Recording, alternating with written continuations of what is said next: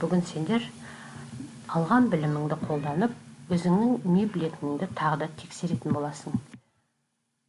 Алдымен диаграммаға қара. Әлияның сыныптастарына спорттың қай түрі ұнайды екен? Диаграммадағы мәліметтер бойынша теңдік пен теңсіздік құрастырып көріңдер. Сендер де өзің достарың арасында сауалнама жүргізіп, осындай диаграмма жасасаңдар болады.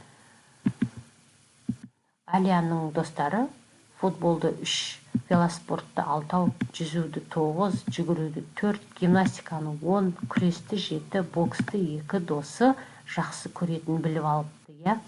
Сосын осы мәліметтерді салыстырып отыр. Ал сен өз достарыңның қандай спорт түрлерін жақсы көретінін сұрап білдің бе? Екінші тапсырмада есептер шығарамыз. Жүзу үйірмесіне алдымен 10 адам, одан кейін 8 адам жазылыпты. Сонда барлығы неше адам болғанын табу үшін біз 10-ға 8-ді қосамыз, солай ма? Ал енді екіншісінде жеңіл атлетика бойынша өткізілген жарыста командаға 4 алтын медаль, одан 3 артық күміс медаль жеңіп алған. Күміс медальдің неше екенін табу үшін біз 4-ке 3-ті қосамыз. Сосын жауабын толық жазамыз. Теңдеу шығаруды сен жақсы білесің. Белгісіз қосылғыш табу үшін қосындының мәнінен белгілі қосылғышты азайтасың. Ал азайтқыш белгісі болған кезде сен азайғыштан айырманың мәнін азайтуды жақсы білесің. Азайғыш белгісіз болған кезде айырманың мәніне азайтқышты қосуды да жақсы білесің. Төртінші тапсырмада есептер берілген. Оларға сұрақ қоямыз. Және біреуін ғана таңдап алып шығарамыз. Стадионда 30 футболшы және 20 гимнаст спортпен шұғылданатын спортшылар жүр дейді. Сұрақ жоқ. Біз қандай сұрақ қоюға болады бізге?